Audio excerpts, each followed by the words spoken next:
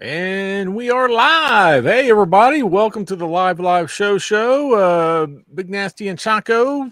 How you doing, buddy? Doing well. It was a nice Saturday. Nice weather out there. Had some time with actual Chaco today. Did you? Yeah, it's gorgeous outside, man. I've been trying to get back in the swing of things and everything, and get everything done around the house a little bit. And how you feeling? Busy. Better. Feeling good, man. Feeling pretty good. Like I said, the doctor gave me an all clear. So thanks for everybody for the support and reaching out and everybody's concern and well wishes and all that. I really appreciate it. You don't know how much I appreciate that. It means a lot. It means the world to me. So absolutely. This will be so we have a good show. We have a couple creators on today. We have the artist KissKiss and the writer David Byrne, and they have a book coming out that I think is really cool looking, and it's from the Steak series. It's this Jessamy, and we'll talk a little bit more about that once we bring them out. But I think an artist and a writer everybody should know. So I think people are really going to like. Just a heads up, KissKiss is having some tests done at the hospital, so kind of a wonky connection. If there's like if he's going in and out, just so everyone's aware, he's fine, he's okay. It's just he's still trooping through and going to be able to do the interview, we think, and but in case he can't answer your questions immediately, please have some patience. But well, without further ado, we'll go ahead and bring him out. We got Mr. David Byrne. Hey, David. Hey, fellas. How you doing? Good. And KissKiss. Hey, KissKiss. Hey there, guys. I appreciate you guys having me. Hey, absolutely. Glad you guys are here for doing this. Yeah, really appreciate it. But, so we usually say hi to the chat first to get started. Hi to the chat. We have people filter in as we go. So we'll see. We got Kate Munin as always. Hey, buddy. Glad you're here, man. Derek. Great. Blue Wrench Derek. Wrench. Yep. Hey, Derek. Much appreciate. Mark. Hey, Mark. Glad you're here, Mr. Archie. Hey, Mark. Stevie D. Stevie. This guy KissKiss, he's here. That's always good. Mike, Casino Mike. I think you skipped Coach. I did, man. I did. Sorry, Coach, man. You can make me do laps later, man. Sorry. And Mr. David. Yeah, hey Dave. Thanks for being here. But we'll say hi to people as they join. As they filter in a little bit, yeah. So thank you guys for doing this. I checking out the book. I saw it on Beyond Wednesdays first. I contacted KissKiss when they were showing the book, which they discover new artists quite often, and Brian's a friend, and saw the cover specifically for the new Steak book for the Jessamy, the one that's releasing this month. But maybe the best way to start is, David, can you just tell us a little bit about the Steak series or the Steak world, and kind of what's happened up till now, and then kind of what the new book is about? Yeah, absolutely. So Steak actually started back in, we're celebrating the 5th anniversary. The original Kickstarter was in March of 2020, and we ended up going with a different artist, so it was redrawn for the direct market release and came out in 2021. We've had 6 direct market issues of the main series, which is about a teenage girl who sees her friend get his heart ripped out by vampires on national TV. And 3 years later, she is now a member of the Vampire Bounty Hunting Union, where she's teamed with a vampire partner, Jessamy, and their job is to register vampires. And she does a lot of it while live on social media and trying to track down the ones who killed her friend. Really cool. Really So that's the main series. Now the series that's coming out this month is Stake Presents Jessamy, which, with her being an old vampire, gives us literally thousands of years to go back and explore older stories. This one's set in the 18th century, where she's in England and they're getting rumors of monsters eating slaves on a plantation. So basically, it's a little bit of action, a little bit of detective work. Lots of vampire intrigue. Her job is to keep vampires secret at that time, so she's got to go over to the New World and regulate. Oh wow, that's amazing. Yeah, but that's like maybe you haven't tuned into our show, but we had Kendrick Lim on Kunka. We had him on a couple months ago, he's done a cover. Oh, has he really? Of yeah, course. He's our buddy. Oh, wow. And just asked him his subject matter that he really likes to do, and he said, "Well, I like to do hot chicks and monsters." And like, that's what I like. That's what I buy. Hot chicks and monsters. So this, I think maybe as we see the covers, Rich, would you be able to share the maybe look at a couple of the Best of Me covers? And which one do you want to start with? Let's start with the one that's coming out this month. Maybe does that sound good, David and KissKiss? Yeah, that one there. Yeah, that's awesome. Yeah, sure. Yeah, that is so cool. So KissKiss, this is when did you? So first off, can you tell us how did you get involved with David and doing the series and yeah, where'd you come up with this awesome? I'm sure there's like some art that you're basing on, but this is fantastic. So a funny story. David is actually the one who pretty much found me. Nice. I was just putting out sketches and drawings out there on Instagram and Facebook. Okay. And he kind of just reached out to me, and I did my first cover was Stake number 7 for him, and which is that one. There it is. That's amazing too. Yeah. So it is a cool cover. It really just kind of launched me. After that, I've had so many offers. I'm working with 616 now. I got a cover coming out with Zenoscope cool for their No Tomorrow series. Nice. But David launched me kind of into the stratosphere as an artist, which is awesome. These are amazing. I love this where you can see that actually looks like the glow from a video game on the front there. And those colors were done by Nee. She is awesome. She does Marvel DC work. She's my main colorist. I'm just pretty much a line guy. I love colors. I'm a watercolorist at heart. But the whole digital game is new to me. Insane. I appreciate it. I really do. But it's just this whole digital thing is really new for me. So I'm still kind of getting my feet wet on it. Now, how much are you doing traditional, and how much are you doing digital currently? It's all digital right now. You guys kind of get a taste of just a couple of the watercolors I've done, and most of it's just fucking around on a board, taped down, just something I can do really quick. But I'll definitely I'm doing some traditional work for David for this series, which you guys will be able to see, which is really cool. Okay. Yeah. I love both. I mean, but I always find that it's best like when someone traditionally trained or does traditional and then goes over to digital. It seems like it just seems like it works the best to me. But do you want to show the Rich the one that curve on digital?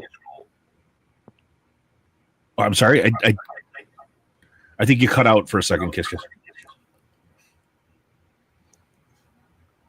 Might be a connection. Yeah, I think he's having connection issues. Could you, Rich?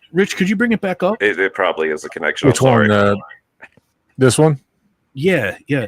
But I just wanted to make sure that we promoted properly. So Yeah. This one is the local comic book shop exclusive, right? The LCS Day. Yep. Is that like Hopefully your local shop ordered it, and you can go in the week of September 24th is or 24th. the street date, and then local comic shop day is the 27th. So everybody should definitely go support your local comic shop. That's what it's all about, right? That's what I thought it was the 27th. Yeah. Okay. And talk to your LCS. Make sure that they ordered this, by the way, guys. And if they didn't ask, why not? Go in demand. Go pound the counter and see how that works. No, right. Honestly, with this one, because local comic shop day books are usually somewhat limited. If you missed it, I'm sorry you missed it, because we're not going to reprint this version, especially with the full color version coming out in October. We'll have some copies that KissKiss and I can sign, because I did do some extras, so I'll have some, and I'll be sending him some. Nice. I mean, this two-tone here is really nice, but I tell you that the one in color just pops. The fun thing we did is we called it the early edition, and it's got that kind of sepia tone, and we did all the interiors in sepia for that issue as well. So it truly is something different than what you're going to get in October. Really cool. That's cool. Yeah, really. I love them both. Love them both. I ordered both on eBay. David, you were telling a little bit about the original, Steak series, storyline. How did you come up with that? How did you, what made you decide to do like vampires, or just go that direction with a story? I mean, there are three story types that always, like, I'll stop and watch a bad movie if it's a vampire movie, a zombie movie, or a space movie. And at one point, typically the way my ideas come, it's kind of a lazy way to say it, but like, honestly, I'll be watching something and an idea will pop into my head, and then it stays there for a year while I'm like just kicking around ideas with it, and eventually one day I'm like, all right, I have to get it out, or it's going to eat me alive. Basically, that's the way it works. Steak it took me 2 years, and actually, believe it or not, 4 interior artists before it ever got done, because I kept having people commit and then back out for whatever reasons, and that actually helped evolve the story, though, as it was going, because until it's on page and drawn, writers tend to tinker. That's sure. Yeah. And that the story kept evolving. We added the social media. Originally it was a guy, but I decided it would be more interesting if it was this teenage girl it's kind of, while she was 16 when it happened, she's 19 when we jump into the story. She kind of lost some of her formative years, and you get to experience that. She's technically an adult, but she's still kind of immature and growing mentally, even though she's full grown. Wow. Yeah, I haven't read it, but now I want to go back and read the Steak series, maybe even before Jessamy. Well, that's the good thing about Jessamy and Steak. You can read them separately. Oh, that's so good. You don't lose anything by reading Jessamy without reading Steak. That is good. Mark was asking if we had interior pages. I think we did, right, Rich? I think David sent us some. I sent you Steak 7, I believe. Yeah, actually, I sent you the preview book as well for. Yeah, if you click on the preview book, I think we can scroll down and show some stuff. Let me see if I can. Yeah, that's got the sepia pages. Let's see if I can find that. So the two-tone book, I think if you click on that, we can. Shit. It is called Steak Presents Jessamy #1 LCSD Early Edition Preview. Slides and PDFs. Alrighty, let's see. I'm still trying to see if I can find it. I think if you just click on it, Rich, just open it up. Well, I got to find it first. It's not about clicking on it. I got to find it first because it's for some reason it's not wanting to come up on the file that I created. I'm looking at. But the two-tone one, it's the same file. It's the same. Yeah, just click that and I think we can scroll with it. Now try scrolling down with it. Will it? No. Oh no, it was a separate file because I remember seeing it and I didn't realize that it didn't bring it up when I was downloading some stuff earlier. Okay, here, let me try. Let me see. Sorry, guys. While you guys are doing that, I do want to give a shout out to interior artist Francesca Fantini and letterer Joel Rodriguez, who have been there we're almost up to 300 pages of story so far. Wow. Yeah, I can bring up the video of the motion comic. Here, let me try this. But for some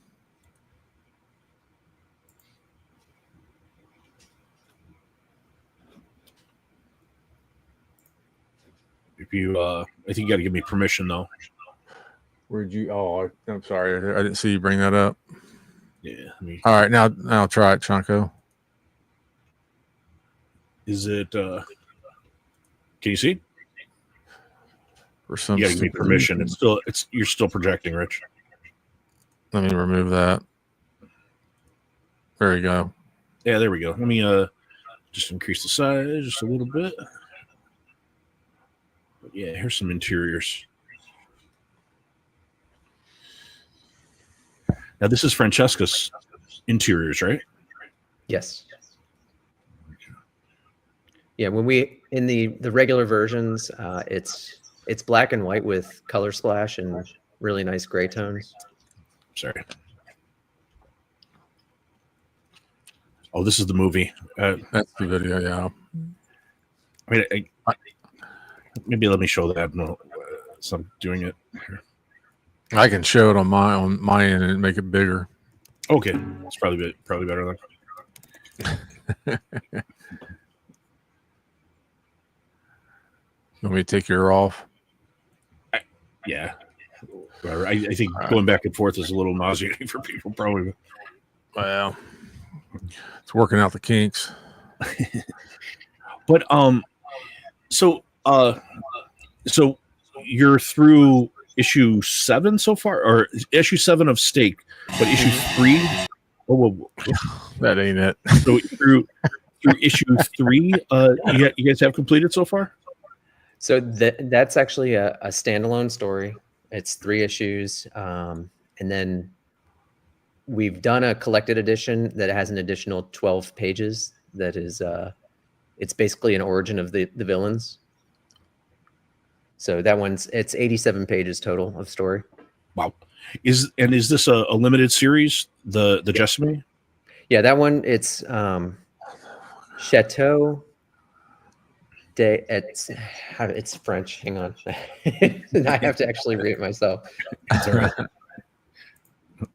It translates to the House of Flowers and Blood. Oh, cool. In reference to the plantation that's in Louisiana. Yeah. The villains are French vampires who've been exiled. So Anne Rice feel. There's definitely some homage to Anne Rice there in just having it set in Louisiana. My dearest friends of the ministry, I was watching this earlier. It's pretty cool. Urgent assistance, for we fear there is a great threat amongst us. You will go to the New World and see if these rumors are true. Very well.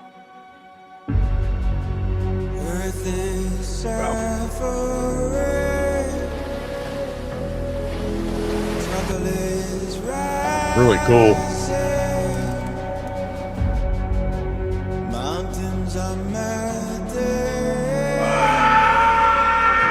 Get back to work! I will, sir. I'm sorry, sir. They expect us to just ignore those screams like they nothing any. Now you listen to me. We pay no attention to that.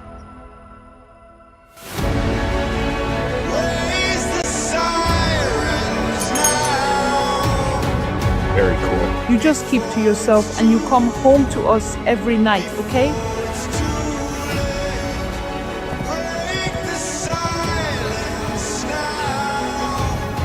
Now that's Jessamy on the horse. Now, boys, Yes. let's not fight. Take her down.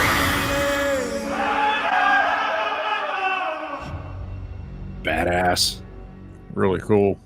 Yeah. In stores for local comic shop day, September 27th, with a special KissKiss cover. Badass. Badass. Really badass. Yeah. Love it. And AMP, is that your company, David? So I'm the publisher for AMP Comics. We basically, our first release was in February with Prodigal Son, the book that was co-written by Martin Cove, and we put out Never Wars and Love Struck so far this year. Nice. Yep. Yeah, I haven't seen this, but I really like the other stuff I've seen. But and yeah, I am going to have to go back. Like I said, I've ordered Jessamy number 1 and 2, and both of the versions of number 1. But now I guess I'm going to have to go back and get Steak too. I haven't read that either. Yeah, definitely want to read it now. Yep, there's a collected edition, so it's easier to get that one in one shot. Oh wow, okay. Where do you get that? Is there any special place, or is there? It was out through bookstores. I don't know, because we're not with Scout anymore, if you can still get it regularly there. But I mean, if you go on Amazon, there should be tons of copies. eBay, my web store.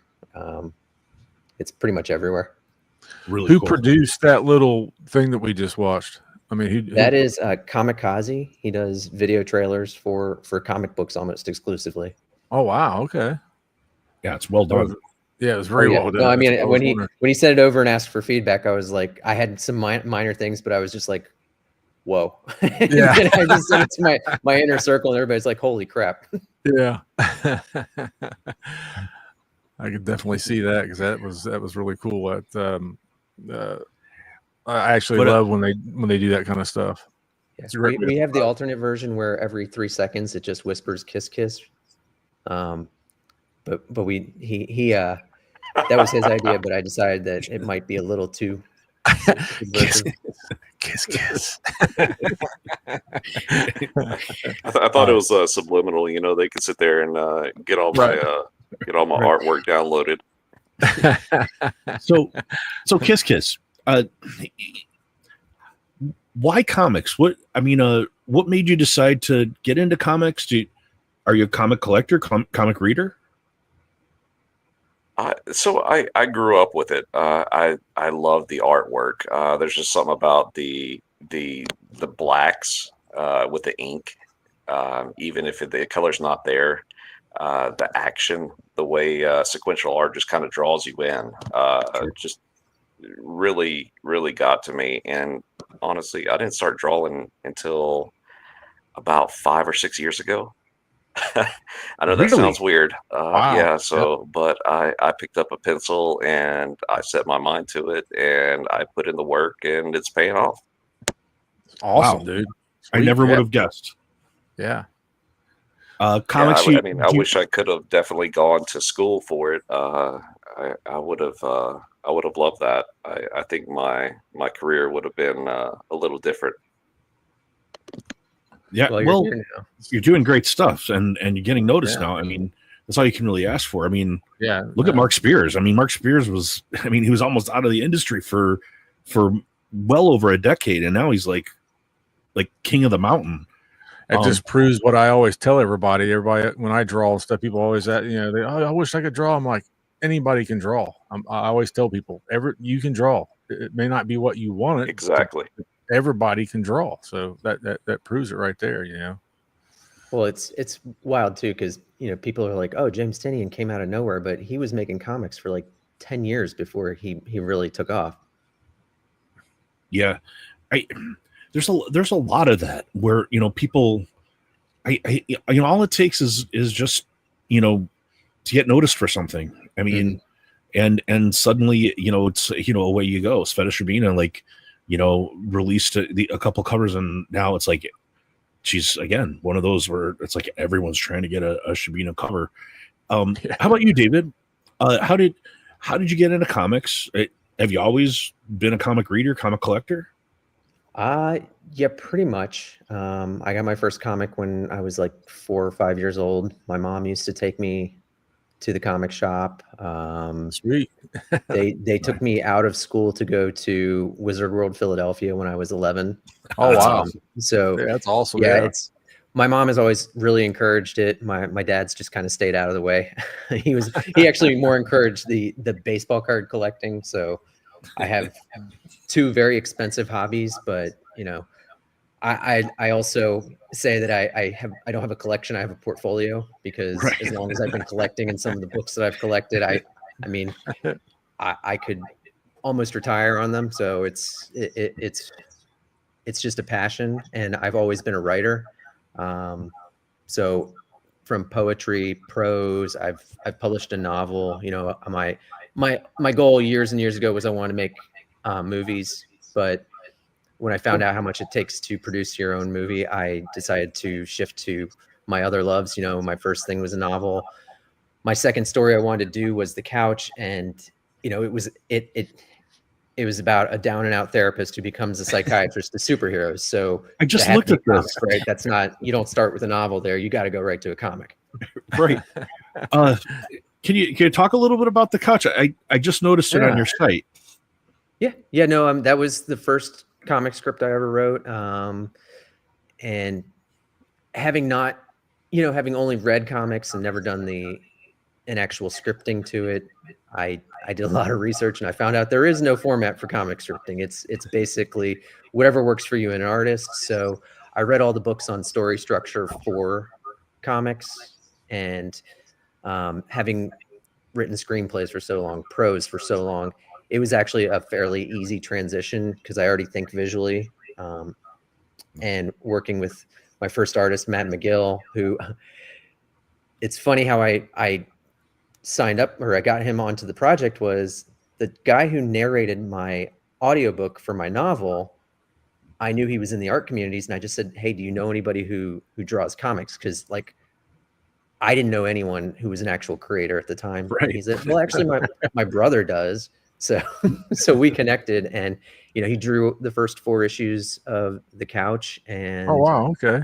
Yep. So I barreled through. I funded everything myself. We did some Kickstarters, started doing shows, started making connections, started making more books, and since then I keep a running tab because at one point I thought, I've worked on a lot of books, and I have, through either editing, publishing, whatever the case, I have almost 400 individual floppies over 150 series that I've got credits in at this point. Wow. That's really cool. What how many books of The Couch do you say you have? I'm sorry. We have 4 issues. There's 1 collected edition. Okay. Sweet. That sounds like an interesting premise. I'm gonna check it out. It's on your site, right? That's available on your site? Yeah. Yep. Okay. Digital and physical. Okay, sweet. So KissKiss, I heard you just had some big news as well. You just landed a Vampirella cover? Yeah, it's being approved right now. Working with 616 and Comics Elite, doing covers for them. So, which is super cool. Also got the Zenoscope cover that will be coming out. Just finished all the line work for it, and it's going over to colors. Sweet. Do you know when those might drop? I honestly have no idea. It's always frustrating for me because I have zero patience, as David knows, through messaging and stuff like that. It's super hard for me to judge, when stuff's coming out. I'm like, I want it now. Right. So I have no clue. A couple months, maybe somewhere down the pipeline. I know it got approved. Teaching him about and call it will to be action. published. What's that? I'm teaching you about call to action, where you can't really start posting about something until people have something to click or buy. Exactly. I get I finish a piece and I'm like, man, I want to post this. I want everybody to see it. Yeah. I put X amount of hours into it, and then David's like, no, we're not doing that, bud. So that would be the hardest thing for me is to keep it down, not to be able to do that. And not to be, I'm the same way, Kiss. I'd be wanting to show it to everybody, man. I'd be like, check this thing out, man. Look at this. I'd be sharing it to everybody. Oh, dude, I definitely message people behind David's back all the time. That show. That's fine, but when you post it publicly, people need a place to go to get it. Yeah, right? Yeah, that's all. That's true. I mean, I don't even sell prints at the moment, which is super crazy. But at some point, you got to get on that because that's I was gonna say, yeah. You're definitely missing out on that. I'll get there. Yeah, I've done some remarks, which is really cool. I love drawing. It's kind of my go-to now for everything. I don't even watch TV anymore. Well, so I've got some blank covers, so you might be getting some remark work from good old Chanko. Yeah, go ahead, send them to me. I got both of you guys. Okay. Hell yeah, man, that's awesome. We'll do that for sure. I had on KissKiss, with you being new to this, everything drawing in the industry too. That has to be like a whirlwind thought going through your brain, especially if you've only been drawing for a short period of time. But with you doing covers, do you have any like ambitions or any plans to do like maybe a whole book or anything like that? Let me you see, call to action thing. So I'm gonna let you can tease I'm gonna let David. It's posting. Well, I mean, you don't have to go into too much of the detail. Just I mean, you could have just said yes and then a teaser. Okay, yeah. Well, we definitely David and I have been kicking around some ideas. So yeah, I'm gonna actually be doing a one shot of interior art. Sweet, so which would be awesome. Yeah, really good. Yeah. And when he realizes how much work it is, he's going to say, "I'm never doing this again." He just doesn't realize how much I actually draw. So Oh, I know. I know. You send me 75 iterations of every sketch. Oh, really? That's a great quality. Somebody wants to work. That's better than not sending enough, Or, oh no, it's. I actually appreciate it. He thinks he's bothering me, but I love it. Yeah, it could be Dave Stevens and take you 2 years to get you a cover. So yeah, but then he's Dave Stevens. So, but KissKiss. Another thing. So we talked about, and I wanted you to tell everyone the name. You told me how you came up with the name. Could you relate to everybody where KissKiss came from? Oh God! All right, so I was drunk with some buddies one night, and we were watching some Jay and Silent Bob stuff, which is pretty funny because that's where David was. I guess the past 2 weekends ago, you were up there at the Secret Stash, and cool. We were watching the videos, and the smoochy scene comes on, and so of course I'm drunk. I did some things I probably shouldn't have, and I was running around and instead of smooches and stuff like that, I was saying kiss this, and that's where it came from. Well, that's a great great it's a funny story. It's always good to have a good story if you have an original name, so that's awesome. I'm a big View Askew verse dude, man. I've when I lived out in Portland, I remember still seeing the first movie, seeing Clerks, this little indie thing, man, and it just set me on the path, from that point on, from over the years. Supposed to be here today. But, David, I would love to go to that store. Oh, me too. I would love to go there. Yeah, it was a really great experience. I put out an option for people to do their own variant of steak on the last Kickstarter campaign, and gentleman took me up on it, and he's up in that area, and he was telling me he does stuff with Mike Zapsik, and I said, from the stash, and he's like, yeah. I said, do they want us to come sign? And like 2 days later, he's like, yeah, they'd love it. So I was like, oh wow, nice. That's awesome. Hell yeah. I'd be like, hell yeah. Yep, just tell me when. Yeah, no doubt. I was at a horror convention earlier this year, and I don't remember the actor's name, but Andre from Clerks was there, and I was wearing I got a hockey jersey. It's a Tusk hockey jersey from the Tusk movie. So we sat and talked about Tusk for a little bit, and he was telling me that Kevin Smith was talking to John Carpenter at some convention and telling him that his ideas for Tusk 2, and John Carpenter was just went Tusk 2. He's like, oh. It's like the idea of there ever being a Tusk 1. I'm sure he's disgusted by that even existing. I mean, they sell masks of Tusk at the shop there. Yeah, that's awesome. That's awesome. Definitely gonna have to take a trip up there. But I had a question about another series that sounded really, really interesting. Canceled. Can you tell us a little bit about Canceled, the premise and the story?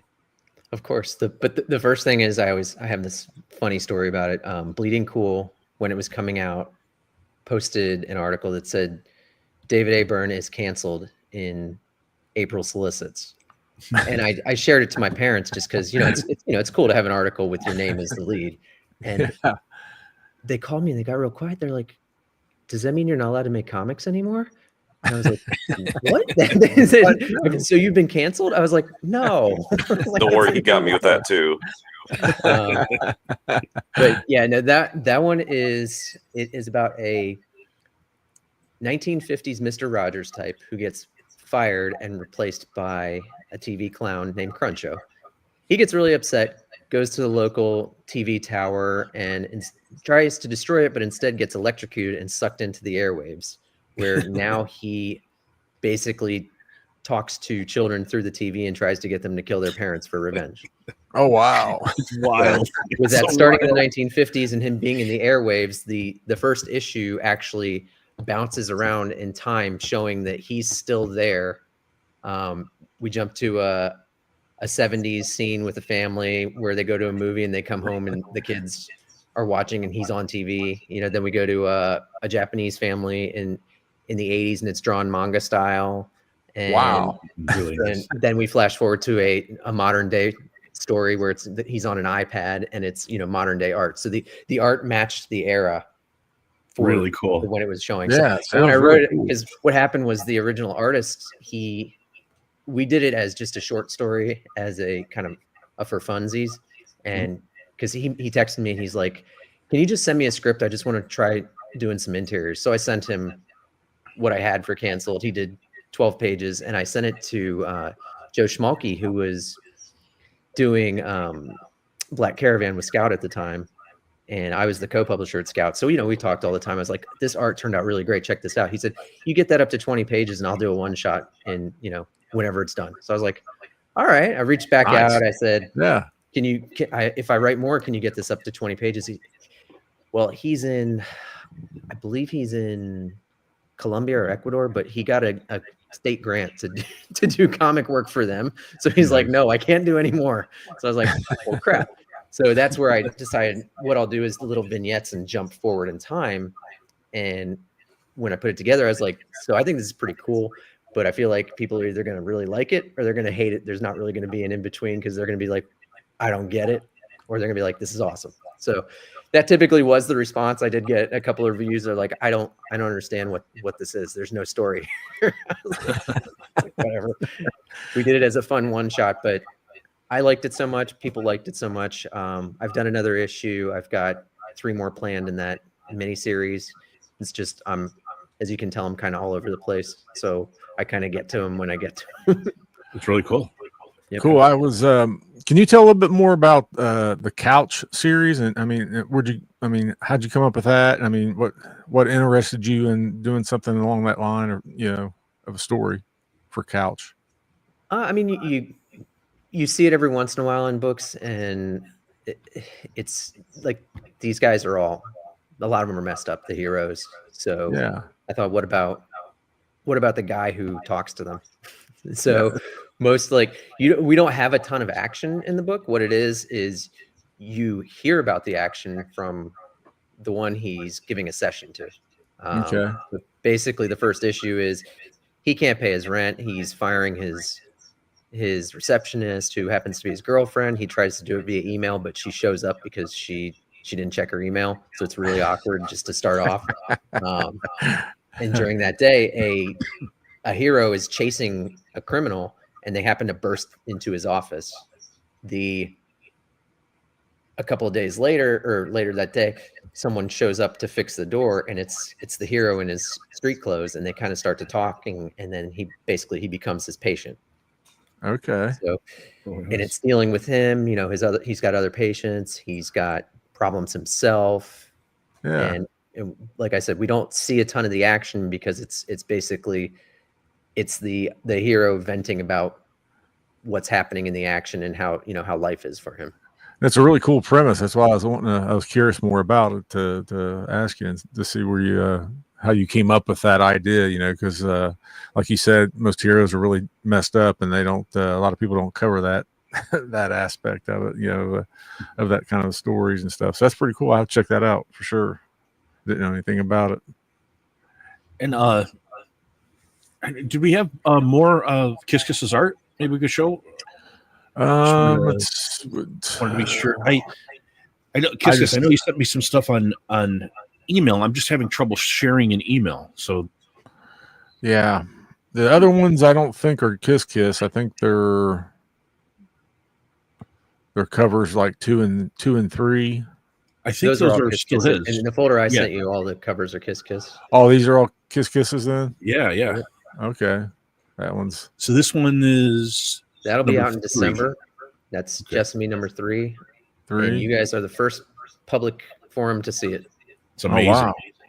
Sweet. So this one was 2. Mm-hmm. Yeah. Okay. I had them backwards, and I meant to show this one first, but yeah. So KissKiss, how long does something like this one take? Which one is that? So it's I'm still having a little bit of connection issues, so I'm not number seeing 2 it at the moment. Number 2, number 2, or yeah, number 2. Sword, yeah. Yeah. So it's probably around a week time. Just kind of messing around here and there. I bounce around a lot, which is very bad for getting stuff done. No, it's badass. Yeah, it's so really pretty. It's really good. Really yeah, good. there every it is. once in a while, he's been gorgeous working on it cover. for 3 days, and he says, "I'm just gonna start over." And that's a terrible thing for me. Is I do that a lot. But the first cover that you guys saw was actually done during a weekend. David came to me and was like, "Hey, you're going to need to hurry up on this." And I was like, "Well, how much time do I got?" He was like, "Well, you got till Monday, bud." The two-tone one? The two-tone so we one? had to bang that one out pretty quick. Yes, the two-tone one. I love that. Yeah, that is. Like yeah, I it was said, this gorgeous cover. Yeah. So yeah, a reminder for everyone that's at that local comic book day 9/27. I got that right that time? Yeah. Yep. 9/27 on a Saturday. That if your shop ordered it, this will be there. But I did check; it is available on eBay if people are looking for this one. And then this is number 2, which is hopefully it's going for like $300. Not yet. It will. And when does 2 come out, David? That'll be in November. And then December. Okay. Yep. And then number 3. October is those are all open order. So tell your shop they're not ratios or anything. You can get as many copies as you want. Really cool. Really cool. Really cool. I love number 3. Number 3 is gorgeous. Yeah. Yeah, that one's nice. I love that one. I love green covers. They're not enough. Well, it makes it pop. That goes back to the old selling. They always said that green covers don't sell on books. Really? I don't know if that's still true anymore. But I was going to say, I beg to differ. The fantasy days, they didn't. You notice there wasn't a lot of green covers. Yeah, there are people that collect. There are collectors that collect everything, but there are certain people who collect like only yellow covers on weird stuff. But I love this, and Yeah. So yeah, just a reminder for everybody. I just want to go back through it. The 27th of this month, the LCS one, the one. Yeah, October, the full color one, the full color of number 1. This one. That one's freaking awesome. Sorry, the full color. Yeah, it's real. It's cool, like that. How pale she is against the reds is awesome. Yeah, it's and then I love the two-tone background. How you guys are doing that from this one to that one. And make sure I just get out of the way and let him and Nee do what they do. Yeah, they're both. And so that's it. It's a 4-issue miniseries. Is that right? 3-issue miniseries. Yep. Oh, KissKiss, do you have any input with the colorist, or you just let her have it? Ever since the Stake number 7, I just let her have it. She is amazing. She knows my work. She knows what I like. We talk back and forth a little bit, but man, she just kills everything she touches. That's I love that. You can still get this one on if you go to www.stakecomic.com. We have the pre-order site up from that Kickstarter still for probably about a week while I wait for the foils and metals to come in. Yeah. So if you take a look at Stake number 7, you can see the pink outline of her. That's actually my original line work that you see. Nee just copied that over, which is really cool. This one here, I just pulled the one up. You did the pink. It's all outline, no color. Is that the one you're talking about, KissKiss? If you can see it. That's exactly right. Okay. Yeah. A question from the comments. It says, can you talk about your process, traditional to digital? Well, Adam, you're late to it. We already talked about that. Adam, the answer is, though, he does both, but his both. Recent has been digital.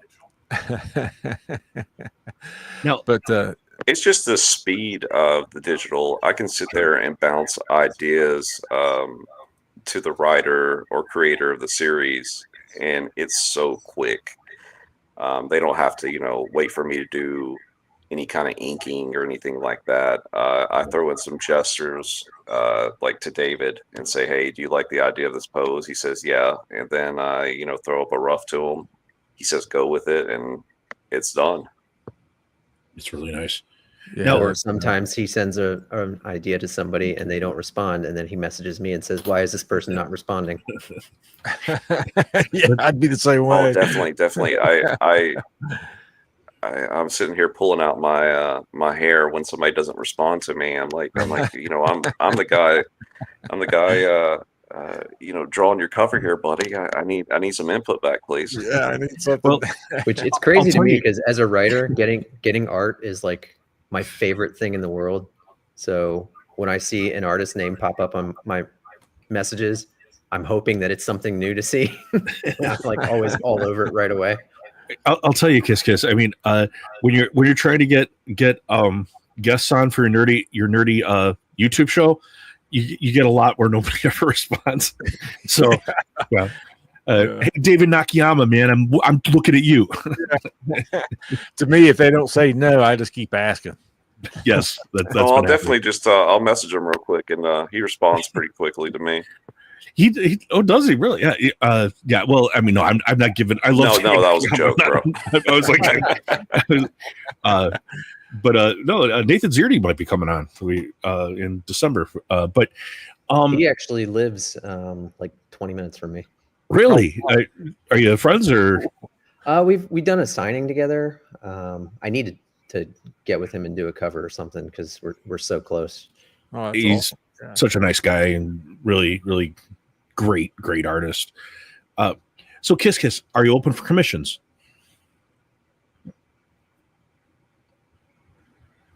You're muted. It might be lag. Someone may have walked into the room. Yeah. Maybe. Yeah, it might be. Do you do commissions? Sorry, it was a sexy nurse. Oh, okay. Commissions. I'm so busy with covers right now. Honestly, no, but it depends on the person and what they want. If it's something really cool, I'll definitely jump on it. Got it. And JSS, one of our great blue wrenches, also asked, did you draw your own avatar thumbnail? Yeah, that's for a series we're looking at doing. So it's just some concept work. Nice. Cool, man. It's just blowing me away that you've only been doing this for 5 years, dude, and you're already knocking it out of the park, man. That's just so I can't commend you enough, man. That's so awesome. I think you're crushing it. Like the stuff. Yeah, that's what I mean, dude. It just blows me away. When he teams up with Nee on the colors too, like that. I was going to say that's so important to find somebody that you can work with color, because I know when it's your art, you want it done correctly, because that can really change a lot. And I told him he can insist on a particular colorist when he takes work. So. And what was her name again? I'm sorry. I started doing that with 616 now. Nee is my colorist all the way through on anything that we do for variant covers, like Dynamite and Cinescope and stuff like that. Oh, cool. Where did that? I don't know. She's like in my brain. When can you talk a little bit about her? What was it, and what's her name again? I'm sorry, I keep breaking up when I hear it. Nee Rufino. You said. Yeah, Nee Rufino. Yeah, can you talk a little bit about her, or is there?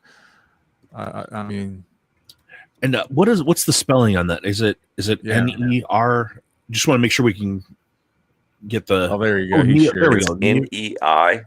Okay. Rufino. Okay. Nia Rufino. Okay.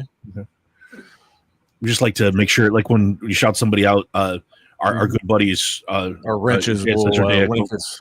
Yeah, they'll make sure everybody sees an Instagram link or something, so we can follow these people. Absolutely. Yeah, get them out there, because she does fabulous work, man. Fabulous work. It's like you said, it's great that you found somebody that you can really jive with and just keep knocking stuff out of the park, man. Really good stuff. Yeah, so she does a lot of work for Marvel, DC, which is really cool. Yeah, I mean, you could tell she's polished. It's really good stuff. Yeah. But David, the Shady Place. Could you talk a little bit about your work with the Shady Place? Yeah, that was my novel. The one that I get harassed by people that I never wrote a sequel to. That is about a retired cop from up north who moves to a 55 and up community in Florida. That, if you've ever heard of the Villages, it kind of mirrors what goes on there. And when he gets there, he finds out his neighbor is the mob boss he chased his whole career, who's in witness protection, and they end up solving some murders together. Oh, wow. Really cool. Really cool. Yeah, I like to call it a kind of a reverse coming of age, because these guys are now into retirement and they're learning a whole new phase of their life. So it's more than just, cozy mystery, but that's kind of where they put it. It's a lot of humor. And these guys figuring out who they are. Really cool stuff. I can relate with that. I mean, I'm almost 55, so. Yep, and of course with it. I was going to say, you don't look a day over 62. I feel 70. Kiss, I swear. So I should be good now. They pretty much left me alone. So I'm done with all my intake stuff, all the nurses, so I can talk a little bit more freely now, guys. That's all right. We're done with you. You can go. Well, I think I'll go draw. I'm sorry. But normally, what we do right about this time, we opened it up to some of our friends. We share the link and invite some people on. They might have questions for you if you guys wouldn't mind sticking around a little bit and talking to some of our friends. They just joined the stream and discuss, and understood, like if you have somewhere to be or kiss if they have to stick you with needles or whatever. No, don't worry about it. It's just needles going in my legs and arms. It's all good. Yeah, it sounds like Hellraiser. It's just a normal day for him. Yeah. Yeah. But yeah, sure, no problem. I definitely love to answer any questions and stuff. I love talking about art process and just the love of what we all love.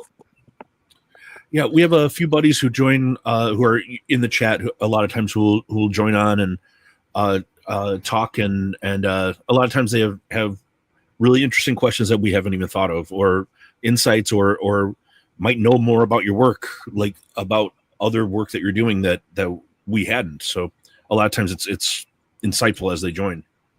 So the links in the comments, guys. If anybody wants to jump on, please. More the merrier. We always welcome anybody. So KissKiss, any dream cover, like any superhero or franchise or whatever, anything, like if you had your dream get, like I would love to do a cover of this, what would it be? I mean, I'm kind of living it right now, which is super awesome. But good answer. You know, growing up, I used to love reading like the old Valiant stuff. Like Magnus Robot Fighter, stuff like that. I would have loved to do something like that. But of course, they're not popular. But I still sketch stuff like that in my sketchbook. I haven't done a lot of action stuff, which I really need to do now.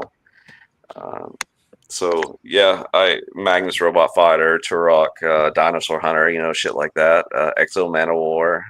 Talking Big Nasty's language. Like Big Nasty loves this stuff, Rich. Yes, I love that do. style. Yeah, that's awesome, dude. I pick it every time I find Turok. I pick it up, man. If it's in good shape, I buy one.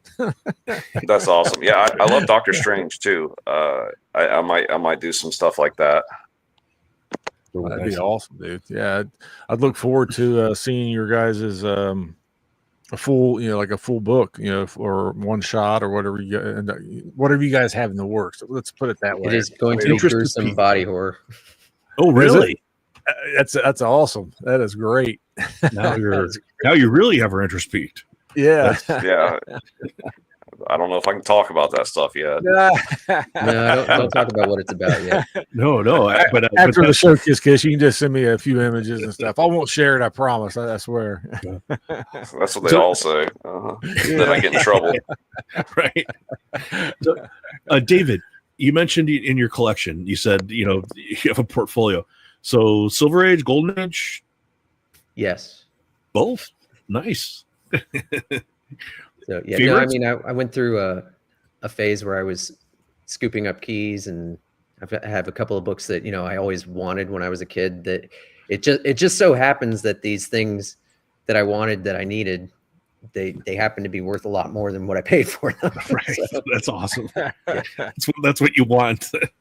Yeah, I mean, I sought out a Ninja Turtles #1 first print. Wow. Beto 2. I have a really low grade Amazing Fantasy 15. Some early run of Batman. Really cool stuff. Yeah, those are big books. It's the stuff I wanted. It's the stuff that as I became an adult and I could actually afford things, I went out and bought them. I don't know if any of you did Magic the Gathering. When I became an adult, I bought a Black Lotus because that was the card I couldn't get when I was a kid. Not because for lack of trying, we literally couldn't find them. What is it, like a $15,000 card now or something like? What are they even worth now? It's crazy, right? Depends on the grade. If you have like an alpha and a 9.5, it's a $500,000 plus card. I do not have that. Nobody has that. Somebody has that. Yeah, I mean, I've got a PSA 9 of an unlimited and like a 6 of a beta. So, but that's when I started playing was unlimited. I had I sold a bunch to my friend's kid years ago, like cool stuff, Time Walk and different Moxes and dual lands and Chaos Orb. I started in Revised, and then I biggest mistake I ever made was when I turned 18. I wanted some money, so I sold my collection. And knowing that I had 4 complete sets of dual lands from Revised, even those, I mean, it's like just thinking about how much I sold for too little.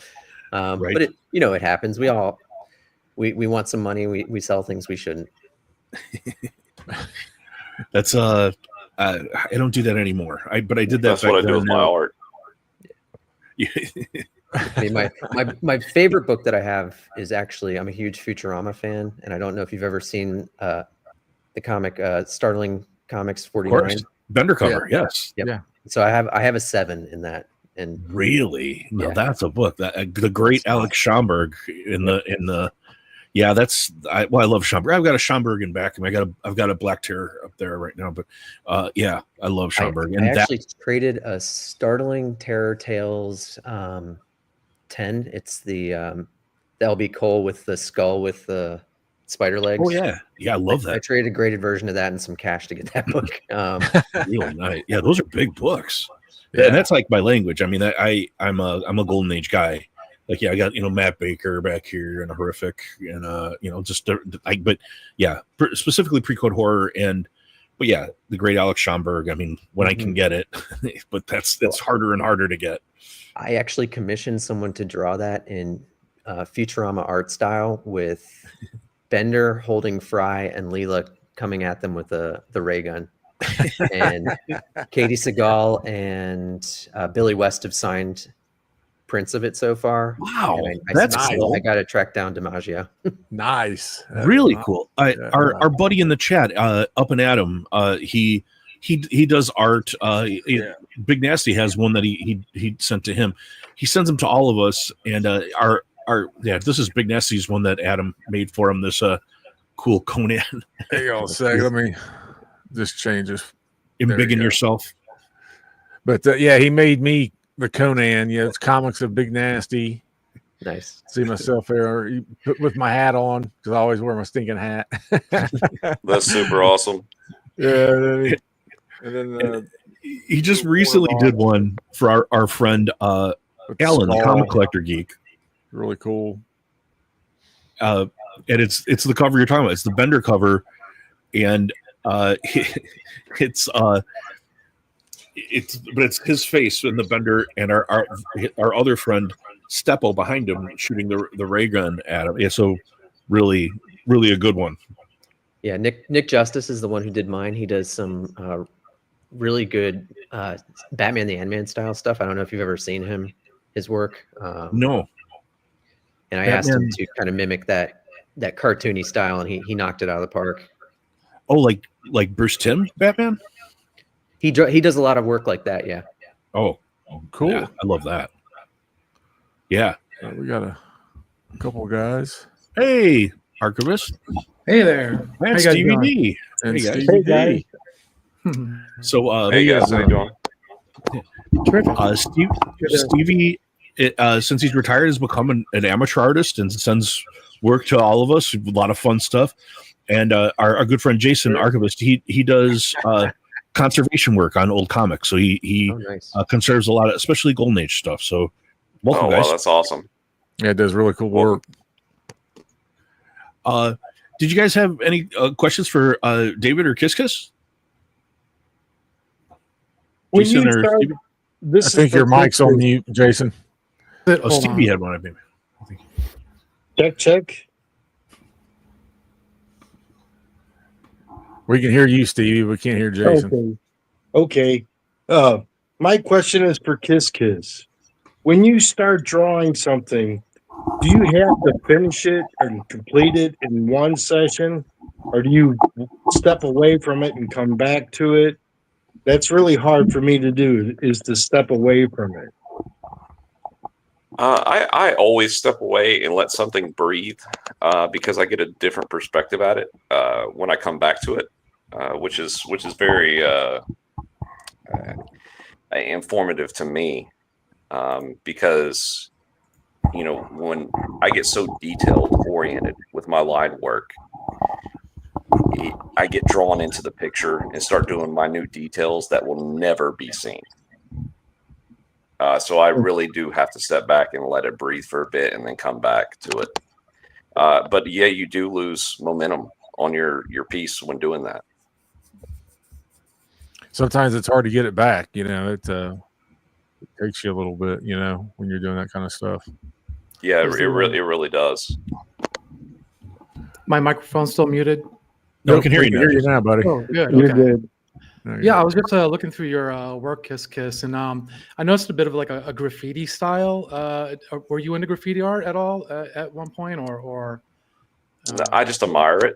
Okay. You know, growing up in the 80s, 90s, you know, things like that, being a young kid and just seeing that artwork and that color, the way it pops, you know, the pinks against the blacks, the purples. I adore it, really. Yeah. Great stuff. Really cool, And do you do mostly cover art, or do you do interiors as well? I think I missed the early part of the show, so I wasn't sure about that. I will be doing interiors with David. We got a project that we're working on, which is cool. But right now it's just cover art. Okay. I mainly did watercolors and stuff traditionally before that, and now I just do mainly covers, digital. Okay. I had heard the story about your name, and but when I first heard your name, I thought maybe you were a big fan of like Kiss Kiss Bang Bang the movie, or that's what I thought too. there's a band like called Specimen. They also have a song called Kiss Kiss Bang Bang. So I was like, oh, that's cool. But no, it's a cool name for the cool name anyway. I really appreciate it. Yeah.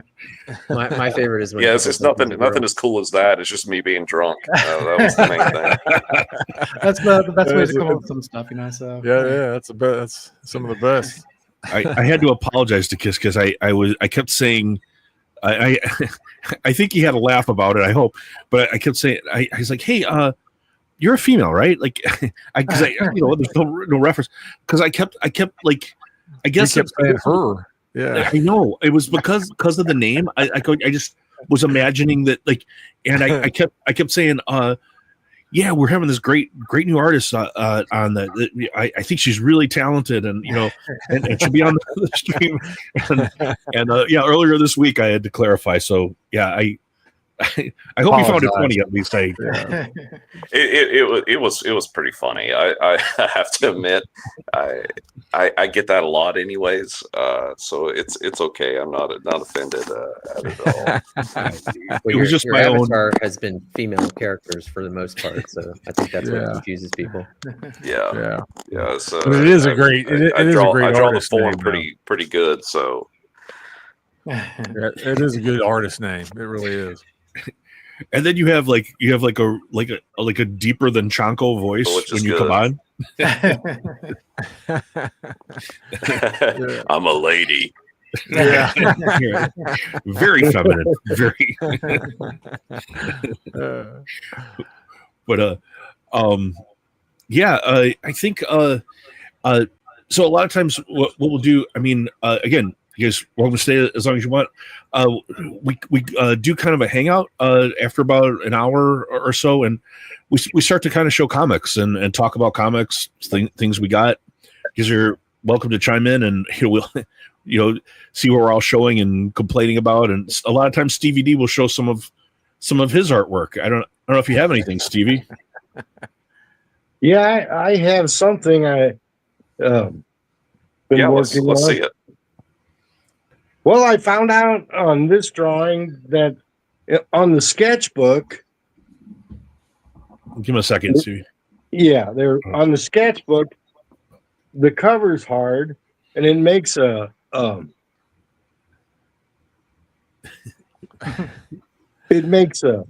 canvas, a hard canvas to work with. Like an art. Is that with markers, Stevie? Pencils. There you go. Pencils and ink. I like pencils. That's my. Now you showed me some really funny ones earlier today. KissKiss was a music teacher. He's a retired music teacher, and he just discovered that he loves to draw. So about 3 months ago, here's a Frankenstein. Smoking a stogie. I love that. Like cartoons. I like to do like caricatures and cartoons. What's he saying, Stevie? He's saying nothing like a good smoke after scaring the town folk. So, yeah, I like that one, man. And I mix it up. I don't draw in the same style and stuff. I drew a Western scene today. You know, it's a kind of a landscape kind of piece with a crazy sun. You know, your style. You're really getting your style together there, buddy. It's starting to take shape. It's just hard to draw small. Yeah, I love it. True. I was telling Stevie about Harvey Picar and how he started kind of like just amateur, just like art and just like going for it. And I sent him a American Splendor book. I think he's developing his own like just amateur style of just like going for it. And I think a lot of times it's really wild and really fun. And it's real fun stuff. Like that sort of early 80s outsider art type of you can see, well, like this when he sent me this. This is says, hello, my name is Mr. I got my shit together, man. I love that. There you go. None of us has got our shit together. I'm sorry, Kiss, what? Excuse me, I do. I'm the one in the hospital right now. Yeah. And I try to, like with the cartooning, I try to make humor a big part of it. Yeah. Like I knew it was Friday the other day, and after working 33 years at one job, I know how people feel on Friday. They kind of feel like this, You got snake coming out of his ear. I pretend it's one panel out of a comic book when I'll pencil it and then I'll ink it, then I'll color it, and thinking like early days of cartooning and stuff. And this is you're telling a story with every piece, which is what a lot of artists don't do. Oh yeah, and that's my favorite kind of cover on a comic book, where it tells a story visually. There's no text or anything, and there's a lot of stuff going on, and you can interpret it instead of all the heroes lined up in a pose, where it's so generic. It's kind of weird, but when they tell a story, and it's saying the date that's in the earworm. When you get a song stuck in your head. Yeah. And it said, it's okay, bud. You have the weekend to put yourself back together again. So he's got a lot of work to do, And that's about all I want to show. I got a cheesecake right here. I'll show a cheesecake and then I'll show some comic book. There we go. Like it. Okay, Stevie. I thought you were going to pull out like an actual Zenoscope cover right there. Yeah. And what I like to draw the most is the female faces and farms and science fiction stuff and all kinds of stuff. I don't have a lot of chops or technique in my drawing ability, but I think my greatest thing I have in an artistic expression is my imagination. I think it's your sense of humor. I think that too. When you do humorous stuff, I am thrilled with it. Like, Rich, could I show him mine? Could I show him? Mine still makes me laugh. I want to show. So, my channel, my name's Mike, but I named my channel after my dog. I have an English bulldog named Chonko, but everybody's called me Chonko now since I started the channel, and so he did this of me, and I'm coming into my comic room here, and my dog has taken over the YouTube channel, and I'm yelling, I thought this was my comic cave, Chonko, and the dog is saying, I think I'm going to start a YouTube channel and call it How to Steal Your Master's Chair. He took my name, I'll take his chair. And it says translated from dog, which is amazing. So yeah, that's my Stevie D, one of my favorites. That's great. Yeah. Well, what comic books I dug out today were Avengers. Hey, Stevie, can I just interrupt just a second? Sure. David, KissKiss, you guys are welcome to stay as long as you want. If you have other stuff, we understand. Totally. This part, we just hang out and show comics. But yeah, absolutely welcome to hang out and chat and goof around if you want. Yeah, it's all good. I really do appreciate it. We can hang out for a little bit. I got some covers to finish up. Cool. Maybe David can show my comic that he's giving to me to start my collection. All right, that would be interesting. Oh, cool. Yeah. All right, give me a second. Yeah. Make him go work. Any other requests while I'm up? I always show it when I can make anything that you are interested in showing off, man. Yeah. Anything you want to show. Yeah, anything you want to show off, buddy. All right, Stevie, sorry to interrupt. I just wanted to make sure. It's cool. Don't tell him that, huh? But, okay, Stevie. Yeah, he's sorry. I just wanted to make sure they knew. All right. Well, like I said, I just dug through an Avengers box with a whole bunch of different Avengers titles, and so I don't have the first issue, but it's a Marvel Masterworks. Oh yeah, and it's Stan Lee and Jack Kirby. Yeah, and then nice ones, man. Another one of those I have is when they formed the new group with Quicksilver and the Scarlet Witch and you know the second team of Avengers. Really cool. And here's a cool it's kind of a reference book with a lot of text. It's not a comic. It shows the individual the roster of the Avengers, and it gives some stats and what year they appeared in the comic book. Cool. And it's from 1999, so it's the last entrance, the 67th, I think it was, Avenger. See who it is. Firestar.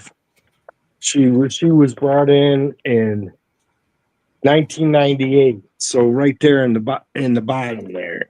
Yeah. Really cool. Yeah. So it's kind of a neat reference. And then I just picked this one because I really like the cover. It's Mike Diodato and Rain Burrido. Yeah, sweet. It's really beautiful. Super nice. Yeah. And then I picked this cover. It's Uncanny Avengers because it's, got a good Deadpool and a few other heroes. Nice. Oh, nice. And here's the same reason I picked this one. It's got these heroes, Luke Cage and Daredevil and Iron Fist, I think. Sweet. And they're coming to action. And this one, when everybody huddles up and they go, hey, and they put their hands together. All these superheroes put their fingertips together to make a star. Make a star. So that's out of character, but it's kind of in character too, Could be the star on Captain America's chest. And this is Avengers original series 223. I just love this cover. Oh, I love that cover. I had that as a kid. I love that cover. Yeah, they redid that in the movie. Yeah, Civil War. Yeah, super nice. It's a great cover. And I'm not a big Moon Knight fan, but everybody shows that I've been watching have been talking about Moon Knight. So I figured I'd grab a Moon Knight cover of the Avengers. And I do like Moon Knight. I like David Finch's Moon Knight. Yeah. Yeah. Yeah. And then I grabbed a real cool Iron Man cover. This is like Avengers, X-Men, and Eternals. But he looks like he's in his 40s, which is more of a mature look for him. They always make him so young, but I like it when he's more mature like that. And I sent a list today to Up and Adam from that channel about some books I'm looking for, and he's going to look at the comic shop he works. And two of the books I found in this box that I had on the list so I can cross them out. I'm collecting the Avengers Spotlights. You hear that, Adam? Cross them out. And the solo Avengers, that went through 1 through 20 with solo Avengers. It's Hawkeye, and it's like another Marvel team-up book. And the other one I got is the Great Mockingbird cover. I like Mockingbird a whole lot. Oh yeah, yeah. So there's 40 issues altogether of the one book that changed titles halfway through, and I got about 22 or 3 of them. Very nice. Very nice. Very nice. Thanks, guys. Yeah. Dave, put you up. You got something? You got a gift or something you're giving KissKiss? Okay. Dr. Wow. Strange. Wow. So he told me he wanted to start collecting Doctor Strange and Strange Academy, and I said, "Well, I got this book sitting here. You want it?" Very nice. Very cool. It's a good one to start with, man. Yeah. Who did that cover, David? That's Peach Momoko. Oh yeah, she's like, for me, it's like the ones I like, I love, and then the ones I don't like as much with Peach. That's just me though. She's hit or miss. That's how she is with me too. That's a great one. But I like when she does the ones I like, I love. She's super hit or miss. Yeah, I agree. Yeah. But she's just about the sweetest girl on the planet. Yeah, everybody says that. Yeah. She actually did a steak. Her line work. I mean, I love the flow of it as an artist. It's just the sweeping lines. It's almost like kanji in a way. Yeah. West Coast Avengers. We had him on last week, and he did an interview with her some time ago. It was really good. Wow, that's a big book. Now you're talking. That's a spicy sausage right there. Yeah. It's that old label. I love it. Wow. Yeah, it is an old label. 7-0, man. It presents way better than a 7. That is kick ass, dude. That is. I mean, you normally don't see them that high of a grade, too, though. Yeah, I searched for years. They weren't coming up for sale. Oh, they're big. Yeah. That's a big book. That's a big book, man. A lot of people want that. Yeah. And then I just grabbed a stack of stuff that was just sitting on my counter. Oh, hey! First, is that First Crow? Is that right? Is the First Crow. Yeah. With it, that's a Tim Vigil cover. I went on an 80s kick. Oh wow! First Grendel? I love that. Wow, that's big books. Yeah. Big indie books. Yeah, I love all this. This is all my generation. David, that's all the comics you're sending me, correct? That's a big book too. Yeah. Our good friend Alan, the comic collector geek, he's got a horror story, a Bone. Like his LCS called him, and they had like the first 4 issues. He's like, I will come in, like the raw. He come in, and as he's walking in the door, the girl at the counter has like a price ticker thing. The book without a bag on book number 1, she's putting a price tag on the book as he's walking in. Yeah. Yeah, she tagged like 2 of them, I think, is what he said. So that's another one of my favorites. First Judge Dredd. Mm-hmm. Yeah. Wow. Amazing. Nice. Yeah, that's a great book. Yeah, and then this just because I'm a Usagi stan. Oh wow! Oh, that's awesome. Oh, it's a remark. Remark. Wow, that's good. Really kick ass. Yeah, that's awesome. KissKiss saw a picture of my office the other day, and it's this stuff is just piled all over the place because I don't have time to organize anything. That's amazing. Awesome. Yeah, that is awesome. Yeah, definitely gonna rate them. Again, our buddy Dave from West Coast Avengers, he had him on, interviewed him recently as well. He said it took him months to get the interview. I really am tentatively on the list to get a cover from him. Really? Maybe at the end of next year. That's at the end of next year. Yeah, that's really cool. That'd be really sweet. Yeah, I'm sending Jessamy to feudal Japan, and I want from the man himself an Albedo 2 homage. That would be amazing. That would, Wow. Yeah. I don't usually do homages, but I'll make an exception for that. Of course, that would be amazing. Yeah. I'll be buying that if you get that. Right. Yeah. I got some stuff I could show if you want, Rich. Yeah, that's fine. Or you got some more stuff, David? No, I'm good. Sorry. Okay. Good. So some of the stuff you saw me show already, some people, but go through it. I'm gonna still go through it anyway because that's what we do. It's our stream. Get your own stream. Ghost Pepper. I've been collecting this. Got issue 1 and 2. I love it. I think it's really fun. It's Ludo Lulabi. Lulabi. I was unfamiliar with him, but he's writing and drawing this. And, sure it's a him and not a her, right? It is a him. I'm on his IG. I saw him. It is a him. Some but great it's covers on that series too. A really cool story. It's like it's just like she is like she has like a food truck in this dystopian, future, apocalyptic world, and this guy shows up and he's like just wants to eat this ramen that she's making with her special ingredient, ghost pepper. And these giant robots keep coming and harassing him, and he just keeps blowing them up because he just wants to eat.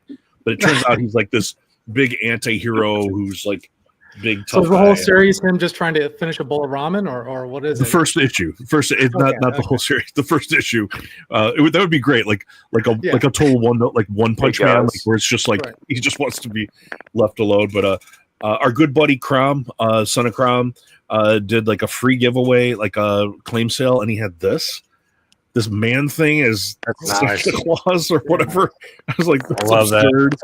I've never seen anything like that, so I had to claim that one. And Crom sent that to me.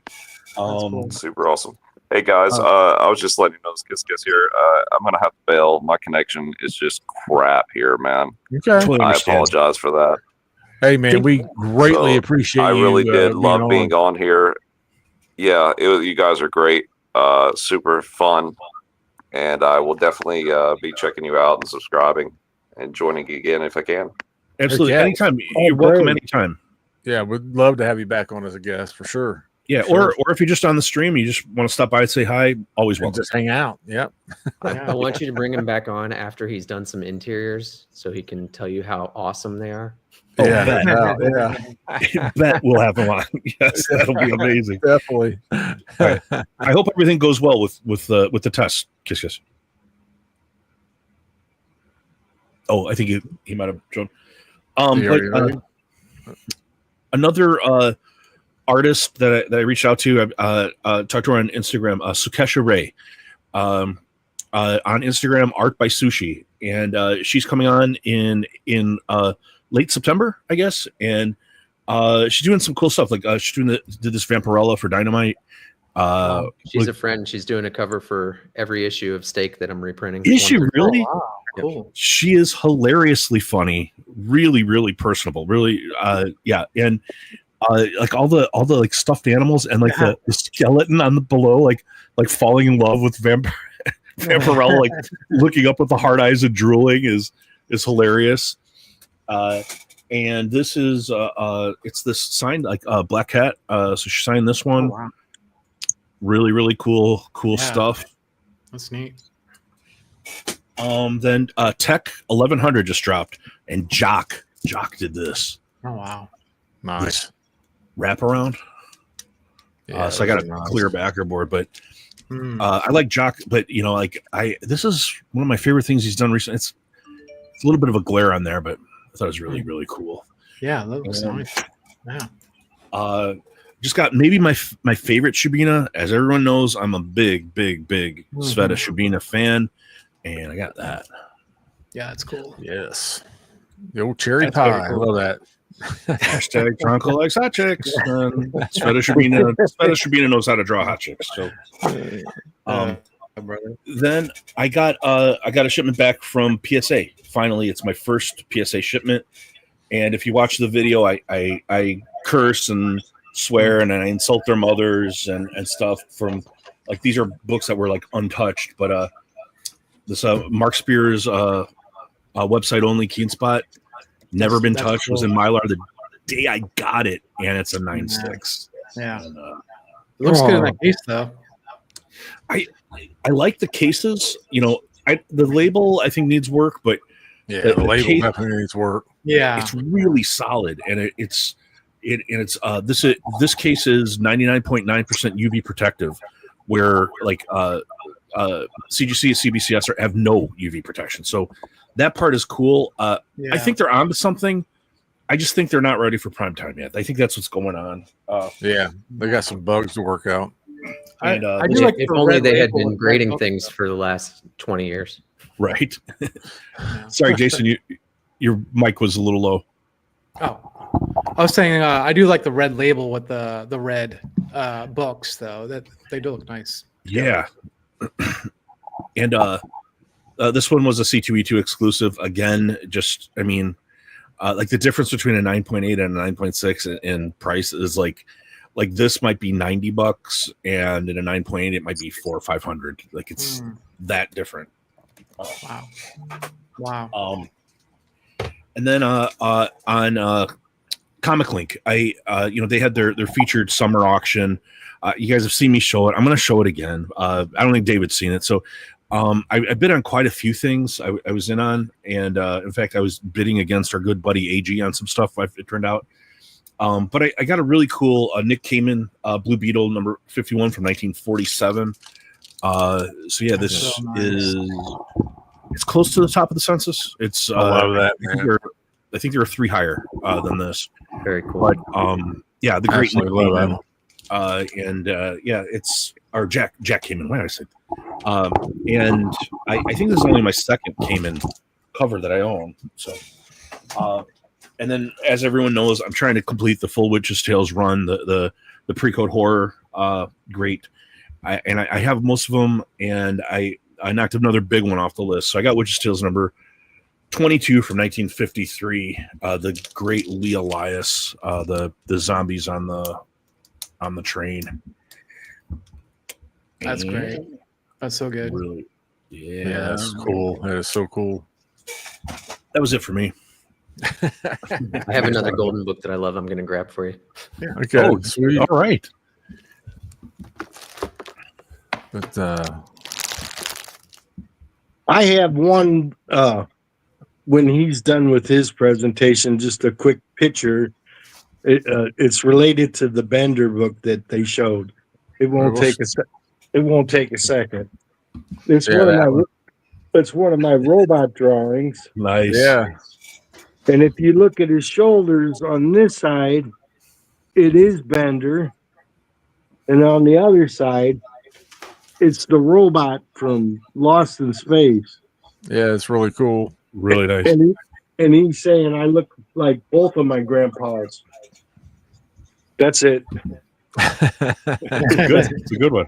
It made me think when he showed that Bender book, or I don't know what it is, but I just refer to it as the Bender book. Yeah, I think that's what most people kind of know it as. I mean, it is clear, and there was an interview with Matt Groening and that is exactly where he got the inspiration for Bender, was that cover. Yeah, cover. Yeah, I think they're making new Futuramas, and I know they're making new King of the Hills. See, I love Schomburg, but I can't stand Futurama. So the cover doesn't. I mean, I love the cover. I just don't like Futurama. Oh well, I think it's all right. I love that cover. I mean, I love all Schomburg, but I particularly I have an affinity toward his airbrush stuff. I like it. I like it a lot. Yeah. Yeah, he was at the top of his game at that point. Yeah, for sure. Yeah. I mean, he kind of like, went in these stages, right? Like, or these phases, like, kind of the early, war kind of stuff, and hero. Well, and also his style on the Nidor books compared to his style on the Marvel books are really different. There's a lot more going on in the Marvel books. So. For sure.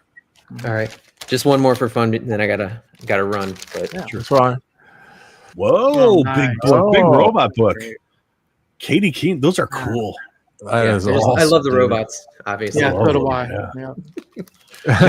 You like our robots or dinosaurs. I didn't catch it, Jason.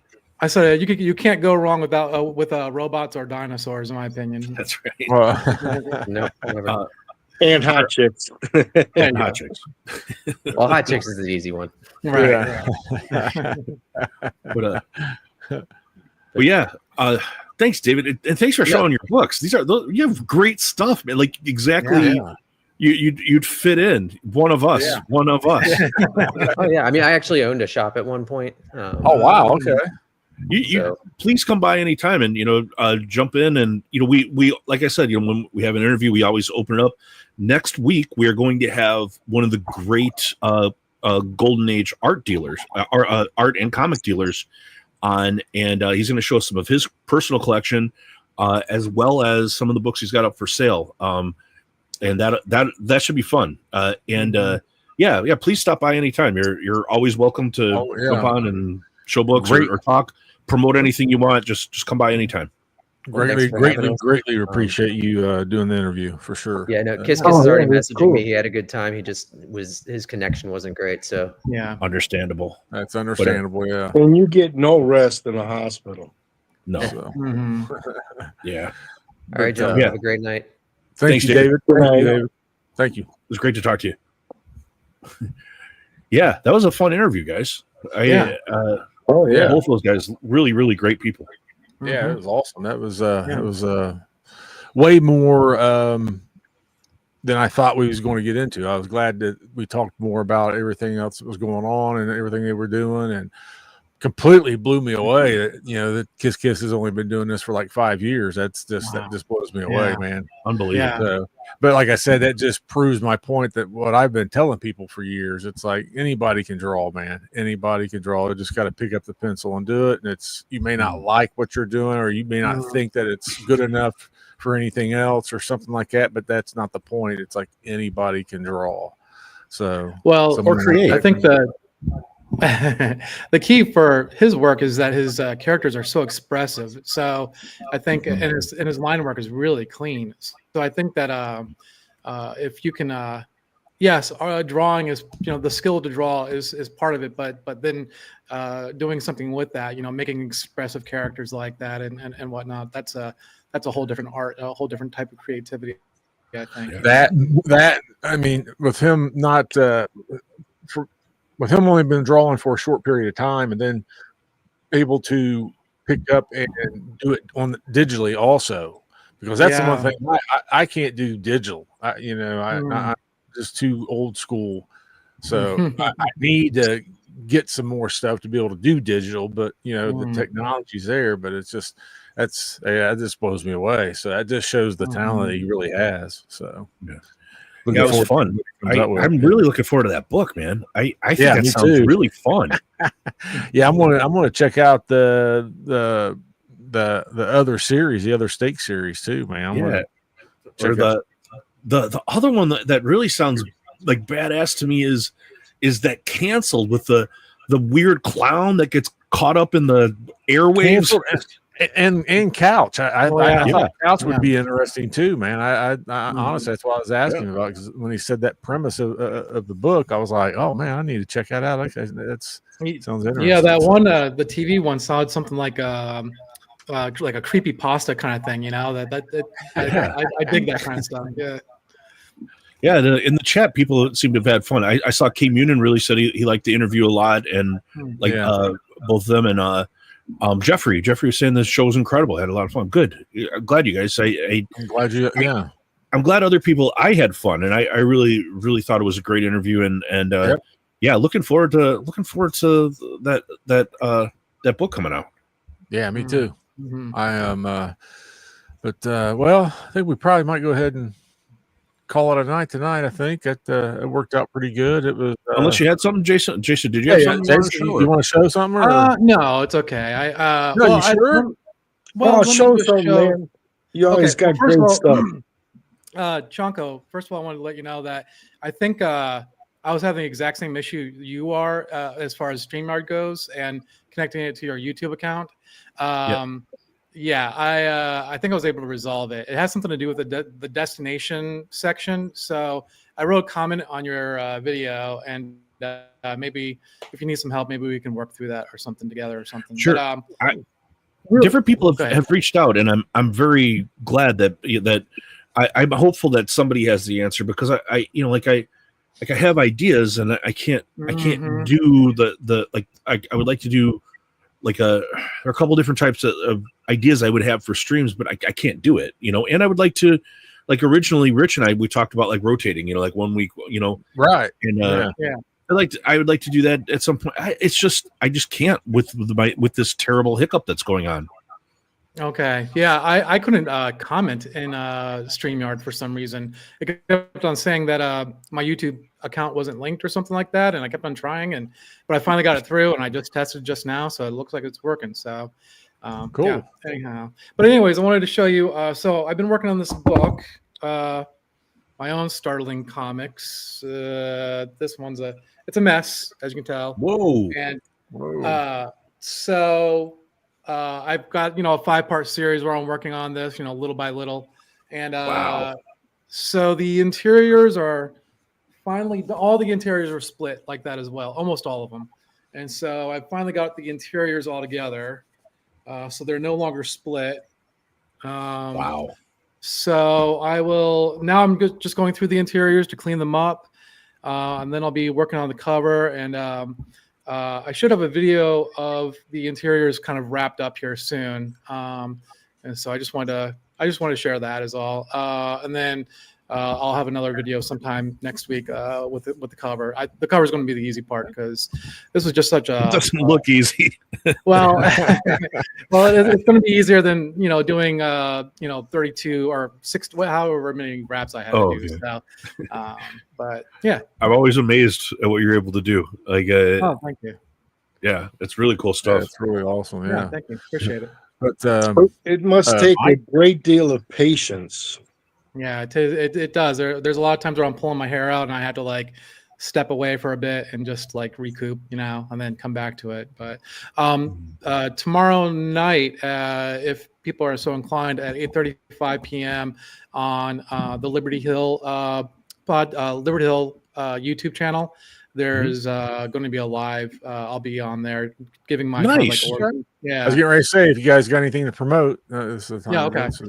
Those are the heavy hitters. Those guys, like that's great. You're making that kind of noise because those guys are like, they've been doing big stuff for a while, right? Like Phantom's they were with mad them at me and... because they had invited me onto the channel or the show for a while, or I don't know, a few weeks ago, maybe a couple of months ago, I guess, and then I started doing live, some of the live shows like with you guys and a couple other channels, and Dr. Paul was like, hey, what's going on here? Like, how come you're not going to my live show? And I was like, well, this is like the big conservation channel. I want to make sure I got some, I got my, I had some books at CGC and I wanted to bring them back, and I didn't want to make sure I wasn't fraud or nothing like that, So you're gonna cut your teeth on those small bum channels, and it's not like that. But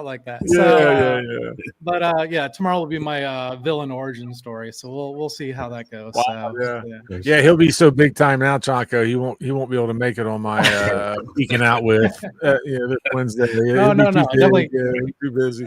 I will definitely be at the Geeked Out channel, so or the show. So we'll have fun with that. Hey, so Lyle's in the chat. Are you okay? How's the fire? Yeah. Fire still holding off, Lyle? You didn't get evacuated, or hopefully not. Oh, yeah. He's saying you got fire up in the northwest there, or yeah, very close. Where Lyle was like within 5 miles or something of it last night. Oh wow, I didn't know that. So he's still there. Well, he's still fire is under control. Good, okay. Good to hear. Good to hear. Really good. Yeah. I was thinking about that today, man. I should have messaged you, but man, Chaco, you got anything to promote, man? I got a couple. I am going to be on with video today, didn't you? I'm sorry. You dropped a new video today, right? I did. So yeah, drop in some answers to the question and answers stuff, and I put a bounty out to see if anybody can help me with my goofy stream thing. Whoever's actually able to actually fix it for me. A lot of people have reached out, by the way, which is great, and thank you. But we'll see. Like if somebody can actually fix it for me, they're gonna get like a metric, shit ton. I think that's the actual measurement. A shit ton of comics from your pal Chanko. If you're able to help me, and I also just announced that. And it's not like to. I think somebody got mad at me for doing this, by the way. But I said, if if after the awards, if I wind up winning an award, we're going to do a giveaway, and that's going to be like a celebration thing. It's not like, even if you didn't vote for me, I don't care, whatever, just for subscribers, if I win even one, we're going to do a big old spicy sausage giveaway just as a celebration for it. But we'll see how that goes. But yeah, if you want to watch those couple of things, and if you wouldn't mind watching the top 25 covers of the Turd Age, I'm more proud of that video than I am of any video I've ever done. I think it's the funniest video I ever did. It was like 5 or 6 hours of work to do that video, and like the PSA video, outperforming it by a lot. Time taken up just trying to find books worthy, or because I can imagine. Yeah, part of it was that, and part of it was like learning, like how to actually embed a video, and how much I could do without it getting copyright struck, and like different stuff like that. Bono wasn't calling back. Was that part of the problem too? Was that Bono wasn't calling back? Was that part of the problem too? Yeah, Bono. Yes, yeah. and he's just so stupid. I mean, it's like we kept saying, he's like, "What's a comic book mate?" And we're like, "Oh shit, we got to explain from there." You really are a piece of shit. Like it was like a whole thing, and then Gudalax. He didn't understand Gudalax at all. He didn't like them. I was like, what? I love those guys. Yeah, well, I thought they opened up. It's an acquired taste, So.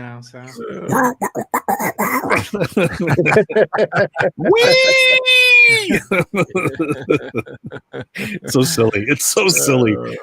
Yeah, if you ever want to watch something funny, watch Gudalax live videos. It's like it's people. They have plungers and they're throwing toilet paper. They're like surfing porta potties on the crowd. Oh, it's wild. It's so stupid. But yeah, it's like a lot of fun. A Gwar part 2 or something like that. Yeah. They're a little more lighthearted. Like they're funnier. Okay. They come out to the theme from Baywatch, like I'll be ready, and they're like dancing, coming out before it's very silly. It's very silly. Yeah. But Steve-O, you got anything you want to promote? Well, I just had a video come out. It's about cartoon books. If anybody likes those, like Saturday morning cartoons, the Jetsons, things like that.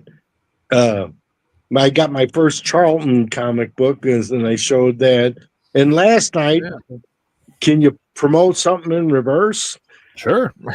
Last night on Son of Crime's Midnight with Madness, it was a fun show. Chanko participated, and I thought it was. I fell asleep. I fell asleep. Bjorn, sorry. One more thing. I had a doctor's appointment. I've been trying to lose weight, and I've lost 30 pounds now, but it was 9. Congratulations. 9 pounds in this time in between doctor visits. And my lady doctor puts her arms up in the air and goes, wahoo! Good job, Stevie, man. Keep it up. That's awesome. Yeah, keep it up. That's awesome, buddy. Well, my goal, like at the worst, I was 386, which is for a short guy, that's a lot of weight, Sure. And then for anybody. Yeah. I'm 331 now. You're getting there, man. You're doing it. Good job. You got to just pick at it every day, buddy. That's how you got to do it. And that's a lot to lose. You're doing great. Keep it up, man. Right. Well, thank you. But the secret is, at your guys' age, like my good weight is between 195 and 210. I was like that until I was about 30, and then I put on 5 pounds a year for 20 years. There's 100 pounds. And after that 100 pounds, it became 10 pounds a year. So the bigger you get, the faster it wants to accumulate on you. I can gain 10 pounds in a month, it seems like sometimes. Feels that way. Yeah. I'm trying. We'll see my good, granddaughter. Keep it up, man. I'm proud of you. You're doing great. Awesome. You're crushing it, man. You're doing excellent. Doing awesome. I want to live till in my 80s, and to see my granddaughter graduate from high school. Yeah, I'll be 66 in November, and